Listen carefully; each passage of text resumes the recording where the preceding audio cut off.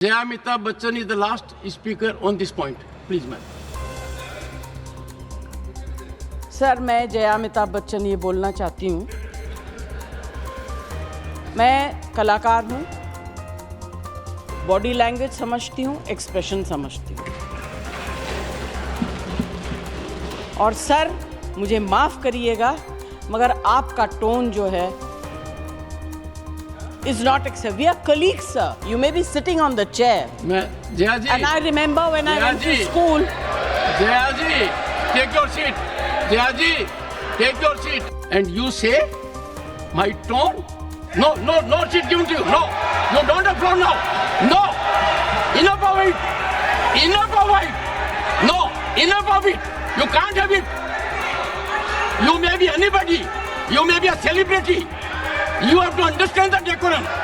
No. बहस, टकरार और walkout, Dhankhar का फूटा जया बच्चन पर गुस्सा। आखिर जया अमिताभ बच्चन पुकारने पर जया को क्या है आपत्ति? क्यों पिछले 10 दिनों में 3 बार इस पर खड़ा हुआ विवाद? संसद के उच्च सदन यानी राज्यसभा में शुक्रवार को एक छोटी लेकिन हंगामे और डायलॉग से भरपूर राजनीतिक पिक्चर दिखी। इसके बाद संसद के अंदर और बाहर का राजनीतिक तापमान काफी बढ़ गया। इन सबके केंद्र में समाजवादी से राज्यसभा सांसद जया बच्चन रही। राज्यसभा में समाजवादी पार्टी की सांसद जया बच्चन ने सभापति की टोन पर सवाल उठाए। सभापति जगदीप धनखड़ भी भड़के और जया को मर्यादित आचरण की नसीहत दे डाली। विपक्षी सदस्यों ने दादागिरी नहीं चलेगी के नारे लगाते हुए वॉकआउट कर दिया। राज्यसभा में विपक्ष के आचरण को अमर्यादित बताते हुए निंदा प्रस्ताव भी पारित हुआ। अब सवाल उठता है कि इस पूरे हंगामे की शुरुआत कहां से हुई? दरअसल शुक्रवार को राज्यसभा की कार्रवाई चल रही थी, तभी उपराष्ट्रपति और राज्यसभा के सभापति जगदीप धनखड़ ने कहा कि जया अमिताभ बच्चन अपना पक्ष रखे। इतना सुनते ही जया बच्चन भड़क गई। उन्होंने सभापति के बोलने के टोन पर सवाल खड़े कर दिए। कहा, आपका लहजा सही नहीं है। जबकि उपराष्ट्रपति ने कहा कि वो इस तरह की भाषा बर्दाश्त नहीं करेंगे। यहाँ सबकी प्रतिष्ठा है। जया बच्चन कहती है कि मैं कलाकार हूँ और बॉडी लैंग्वेज अच्छे से समझती हूँ।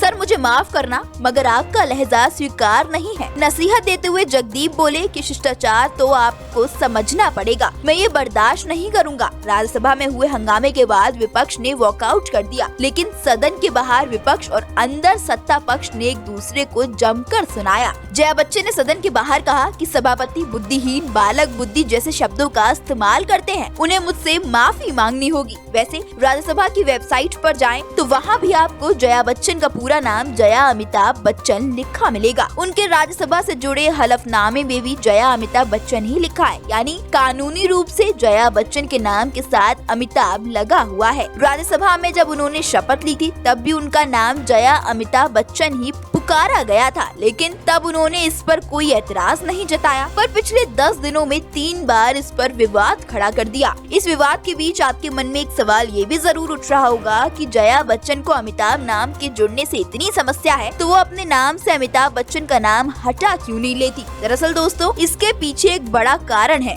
जया बच्चन महाराष्ट्र से आती हैं, जहां शादीशुदा महिलाओं के सरनेम में महिला के नाम के बाद उसके पति का नाम लिखा जाना अनिवार्य होता है। इसलिए जया बच्चन के नाम के पीछे अमिताभ लगा हुआ है। खैर, आपको क्या लगता है, जया अमिताभ बच्चन बोले जाने पर क्या जया का गुस्सा होना जायज है या नहीं? अपनी राय हमें कमेंट करके जरूर बताएं। वीडियो पसंद आई हो तो लाइक और शेयर करें और चैनल को सब्सक्राइब करना बिल्कुल ना भूलें।